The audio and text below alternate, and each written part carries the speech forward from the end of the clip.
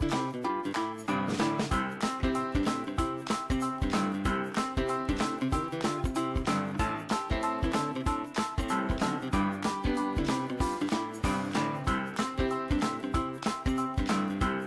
quý vị và các bạn, chương trình Nối kết yêu thương do Đài Truyền hình Thành phố Hồ Chí Minh và Vinacapital phối hợp thực hiện xin được gửi đến quý vị và các bạn lời chào thân ái. Và để mở đầu cho chương trình Nối kết yêu thương ngày hôm nay, như thường lệ, xin được kính mời quý vị sẽ cùng đến với mục thông tin cộng đồng trong tuần này. Thưa quý vị, trong chương trình kỳ rồi thì chúng ta đã được làm quen với bé Duy Phước, một cậu bé mà trái tim của em bị tổn thương với những dị tật rất là phức tạp. Và qua cuộc trò chuyện với các bác sĩ thì tất cả chúng ta chỉ biết mong chờ vào kết quả của cuộc phẫu thuật. Và thưa quý vị, ngày hôm nay thì bé Duy Phước đã hoàn thành được ca phẫu thuật đầu tiên. Như quý vị thấy đó, bây giờ bé đã khỏe hơn rất là nhiều rồi. Nhưng mà ngay sau đây thì chúng ta sẽ cùng hỏi thăm bác sĩ để xem là tình trạng của em hiện nay như thế nào. Thưa bác sĩ, sau ca can thiệp đầu tiên thì hiện nay tình trạng của bé Duy Phước như thế nào ạ? Thì cái ca mổ này là ca mổ cleansing, gọi là cleansing thì đó là ca mổ nó mang bước đệm để chúng ta tiến hành một cái cuộc mổ hoàn chỉnh hơn vào sau này. Thì sau cuộc mổ này thì cháu có cái tiến triển tương đối là thuận lợi, thì có nghĩa là chúng ta đạt được cái mục tiêu chúng ta muốn. Và bây giờ là ngày thứ 5 thì cháu có thể chuẩn bị xuất viện được. Tức là nghĩa là trong thời gian tới thì bé vẫn cần phải được mổ thêm một lần nữa đúng không ạ? Thì bởi vì cuộc mổ này chúng ta vừa thực hiện chỉ là một cuộc mổ để bước đệm thôi, thì cháu cần một cuộc mổ lớn hơn nữa, cuộc mổ để mà hoàn chỉnh cái mục tiêu chúng ta đề ra. Thì cháu cần phải có phải dinh dưỡng nó tốt lên để cháu đủ cân nặng, thì lúc đó chúng tôi mới có thể thực hiện được cái cuộc phẫu thuật sau cùng, gọi là phẫu thuật Fontan. Xin được cảm ơn bác sĩ Khôi. Vâng, thưa quý vị, chúng tôi mời quý vị cùng gặp gỡ lại thiên thần bé nhỏ. Hôm trước thì là cả tay và chân đều băng bó bởi vì những cái vết lấy máu hoặc là tiêm thuốc cho cháu. Bây giờ thì bé đã khỏe hơn. Nhưng mà có một cái hình ảnh mà làm cho tôi rất là xúc động thưa quý vị. Đó là trên ngực của bé có một cái vết sẹo rất là dài của cái ca phẫu thuật vừa rồi. Và quả thật là đối với những người làm cha làm mẹ thì bây giờ con của mình được phẫu thuật lần 1 rồi đó. Nhưng mà bác sĩ nói là vẫn cần một lần nữa. Quý vị ơi, mẹ của bé Phước, hôm nay Bích Nga thấy là chị già hơn, phải nói là mấy tuổi so với cái ngày đầu tiên mà chúng tôi xuống Bến Tre gặp chị. Bây giờ mẹ chia sẻ đôi lời đi. Em rất cảm ơn nhà tài trợ cứu con em được một lần. Nhưng mà nghe bác Khôi nói mổ thêm lần nữa em lo lắm. Sợ em không có khả năng mổ với con em. Rồi sợ ca mổ thứ hai mới có thành công không. Em rất là lo cho con em. Xin mời chị Châu, đại diện nhà tài trợ. Bây giờ kết luận về phía bác sĩ thì cần thêm một cuộc phẫu thuật nữa. Thế thì ý kiến của chị như thế nào ạ? Sáng đến giờ tôi cũng gặp người mẹ thì mẹ cứ nói với tôi rằng là còn một ca mổ nữa cô à, mà tôi lo quá không biết là có được giúp nữa không. Thì Nhịp Tim Việt Nam á, lúc nào cũng mong muốn là sẽ giúp các em là giúp cho chót cho tới khi em thật sự được khỏe mạnh. Và chúng tôi cũng mong rằng là những nhà hảo tâm ngoài kia sẽ cùng đồng hành với chúng tôi để đi trọn vẹn mọi ca dù là khó nhất. Tôi biết rằng cũng có nhiều lúc lý trí chúng ta phải bảo rằng là chúng ta chọn giữa những ca rất là phức tạp và mắc hay là những ca đơn giản hơn để được nhiều ca. Nhưng mà khi chúng ta đã gặp trực tiếp bất cứ một em bé nào rồi ấy, ví dụ chúng ta đã gặp bé Phước thì chắc chắn chúng ta sẽ phải làm đến cùng. Thì cũng hy vọng là mẹ và ba bây giờ đừng có lo về điều đó nữa. Vì cái chuyện chắc chắn là năm sau khi bác sĩ nói là cơ thể của em cần phải mổ lúc mà năm sau khi đủ 14 kg ấy, thì Nhịp Tim Việt Nam sẽ quay lại. Thưa quý vị, là những người làm chương trình thì chúng tôi không bao giờ muốn chương trình Nối kết yêu thương nó diễn ra trong bi lụy hoặc là trong nước mắt. Chúng tôi không muốn điều đó. Và chúng tôi đều muốn là kết thúc một cuộc mổ thì tôi quay trở lại bệnh viện và bắt gặp các em khỏe mạnh hơn, vui tươi hơn. Nhưng mà chúng ta cũng phải nhìn nhận với nhau là căn bệnh này rất là phức tạp và cần có nhiều ca mổ hơn nữa. Về phía chương trình thì chắc là chị Huệ sẽ tặng quà cho bé để chúc mừng bé sau ca mổ đầu tiên. Đại diện cho chương trình Nhịp Tim Việt Nam gửi cho bé một phần quà thì chúc mừng cho bé đã qua được cái ca phẫu thuật đầu tiên là cái ca phẫu thuật đệm để giúp cho bé có cái ca mổ tiếp theo sẽ thành công. Vâng, thưa quý vị, và cái thông điệp cuối cùng mà chúng tôi muốn gửi đến cho quý vị đó là tất cả những gì mà người lớn chúng ta cần phải làm để cho những trái tim trẻ thơ của các em bình yên hơn.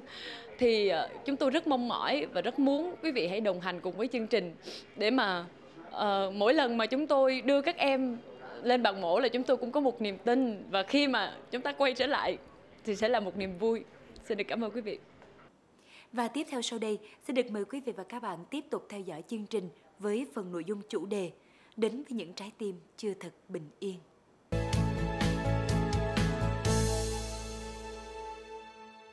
Vâng, kính thưa quý vị, hiện nay thì Bích Nga cùng với đoàn của Quỹ Nhịp Tim Việt Nam hiện đang có mặt tại phường Bình Hưng Hòa A, quận Bình Tân, thành phố Hồ Chí Minh. Và ngay sau đây thì tôi mời quý vị sẽ cùng thăm nhà của một em bé mà em bé này chỉ mới có 9 tháng tuổi thôi, thưa quý vị. Dạ. Và chúng ta sẽ thấy là đây là trường hợp mà làm cho tôi cảm thấy rất là nhiều cảm xúc. Dạ, và địa điểm mà chúng ta đang đứng ở đây là lối vào căn nhà trọ của hai vợ chồng. Và Bích Nga mời quý vị cũng như là mời cả đoàn chúng ta sẽ cùng vào bên trong nhà để mình trò chuyện rõ hơn về trường hợp này. Bích Nga mời cả đoàn mình sẽ vào thăm. Xin lỗi cho em hỏi phải nhà của anh Lâm, chị Oanh không ạ? Dạ. Xin chào bọn em bên Quỹ Nhịp Tim Việt Nam và rất là muốn được vào bên trong nhà để mình trò chuyện nhiều hơn với gia đình.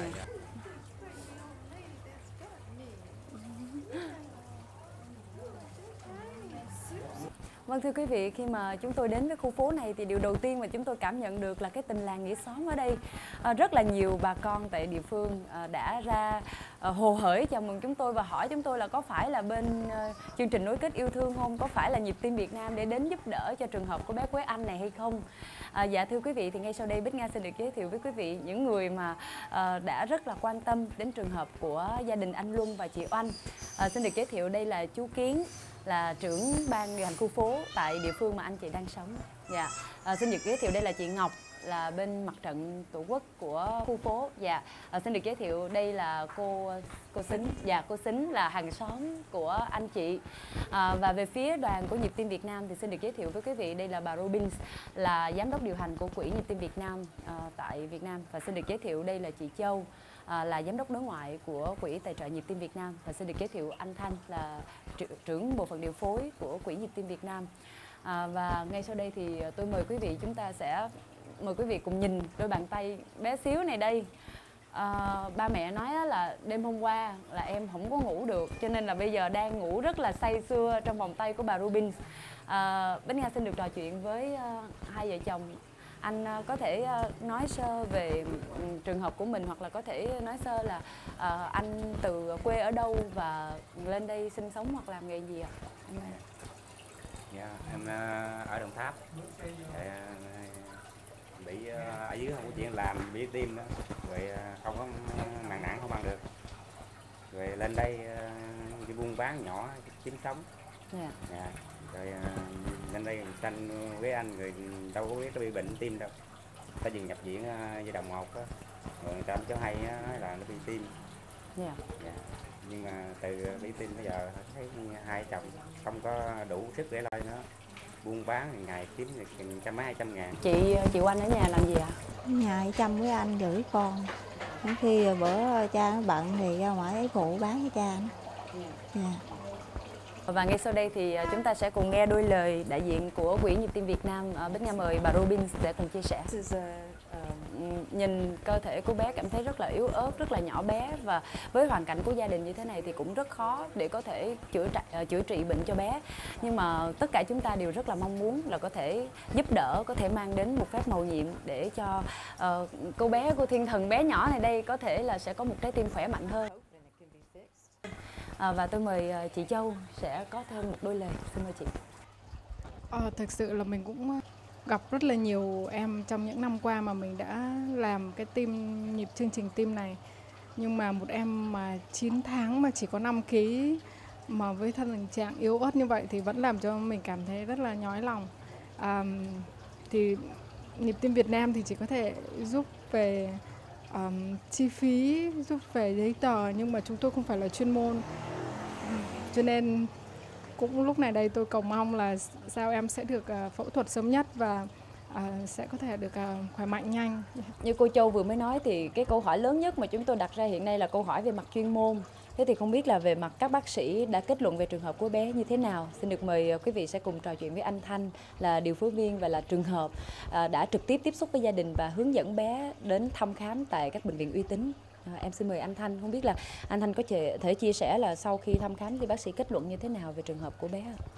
Về trường hợp của bé Quế Anh thì khi mà tới thăm gia đình thì tôi thấy trường hợp này rất là nặng, nên đã sắp xếp để bố trí cho cháu đi, hướng dẫn cháu và gia đình đi tới bệnh viện Đại học Y Dược để mà khám.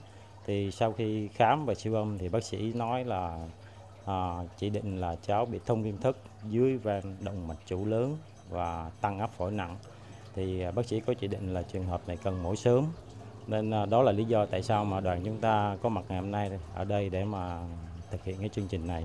Hy vọng là cháu sẽ được mổ sớm và sau này sẽ có một trái tim khỏe mạnh. Cũng rất là may mắn khi mà trường hợp này cũng khá là gần trung tâm thành phố để chúng ta linh động và chúng ta đến ngay, đúng không ạ? Bên cạnh này là Bích Nga thấy có một thiên thần nhỏ, con mấy tuổi rồi? 1 tuổi. Con tên gì?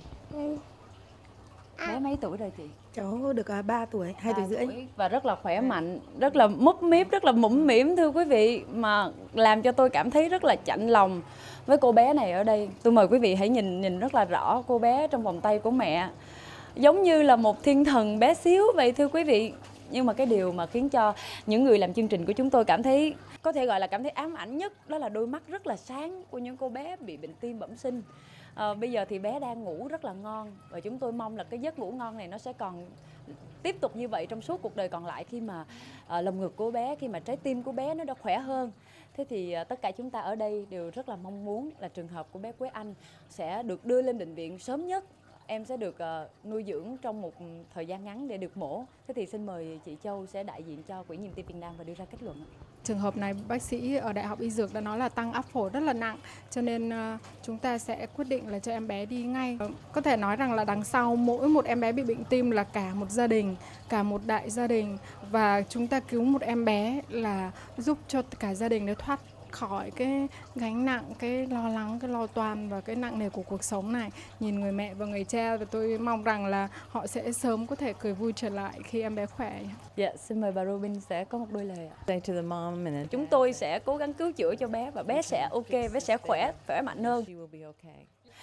Thưa quý vị, trong căn nhà trọ chật chội này thì có một niềm vui mà vô cùng to lớn, và xin được thông báo với lại gia đình anh chị là Quỹ Nhịp Tim Việt Nam sẽ đồng hành cùng với trường hợp của bé Quế Anh và sẽ giúp cho bé khỏe mạnh hơn trong thời gian sắp tới. Ba mẹ an tâm nha, ba mẹ vui lên.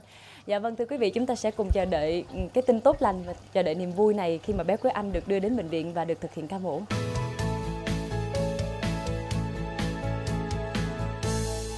Thưa quý vị, trong chương trình tuần trước thì chúng tôi mong muốn là sẽ có một cái ước mơ thành hiện thực, thì chính trong ngày hôm nay thì bé Quế Anh đã được đưa lên bệnh viện Đại học Y Dược Thành phố Hồ Chí Minh để chuẩn bị cho cuộc mổ sắp tới. Thì xin mời quý vị cùng gặp lại cô bé Quế Anh ạ. Bé rất là lanh, rất là vui tươi. Thưa bác sĩ ạ, xin bác sĩ có thể cho biết là hiện nay tình hình của bé như thế nào và bé có đủ sức cho cuộc mổ sắp tới không ạ? Trường hợp bé Quế Anh thì là một trường hợp em bé có 10 tháng tuổi thôi. Hiện tại thì bé đang ở trong tình trạng là cũng suy dinh dưỡng khá là nặng, có 5,2 kg thôi. Cái tim bé nó giãn ra và theo như chuyên môn thì chúng tôi gọi là tình trạng suy tim cũng tương đối là nặng, và cái áp lực máu lên trên phổi đúng được ghi nhận là khá là cao. Tuy nhiên thì với tình trạng như vậy thì không có cái cách nào khác ngoài cái chuyện chúng ta phải mổ để chữa cho bé. Thưa quý vị, trong chuyến đi lần trước thì có anh Thanh đại diện bên Quỹ Nhịp Tim Việt Nam. Thì Bích Nga muốn hỏi anh Thanh là sau cái ngày chia tay với bé ở bên Bình Tân về thì ngày hôm nay mình gặp lại bé thì cảm xúc của anh như thế nào? Bệnh lý của cháu là do bác sĩ vừa thông báo thì mình thấy là cháu cũng cần mổ gấp. Thì cũng hy vọng là cháu sẽ được mổ sớm và chóng bình phục. Đó là niềm vui của những người làm chương trình chúng tôi. Đối với những người làm chương trình Nhịp Tim Việt Nam, mình chỉ mong muốn là các em được mổ càng sớm càng tốt, và mình cũng hy vọng là mình cũng muốn cảm ơn đến tất cả các nhà tài trợ, những cái nhà hảo tâm đã đóng góp vào Nhịp Tim Việt Nam để giúp những cái em bé với cái thể trạng như bé Quế Anh đây sẽ được có một cái ca phẫu thuật sớm nhất có thể. Thưa chị Dung ạ, chị Dung có thể cho Bích Nga biết là con số chi phí cho một ca phẫu thuật như thế này tầm khoảng bao nhiêu tiền ạ? cho một cái trường hợp giống như của bé Quế Anh á, thì chi phí nó khoảng 60 triệu. Với cái số tiền 60 triệu đồng thì không biết đến khi nào gia đình của anh chị mới đủ tiền để cứu chữa cho con. Và ngày hôm nay thông qua chương trình này thì chúng ta đã làm được một việc, đó là biến giấc mơ, một giấc mơ rất là lớn thành hiện thực. Cô bé lanh lợi này sẽ khỏe mạnh chỉ sau một cuộc mổ thôi thưa quý vị. Và ngay sau đây thì tất cả chúng ta cùng đưa em vào trong phòng mổ để chuẩn bị cho cuộc mổ sắp tới.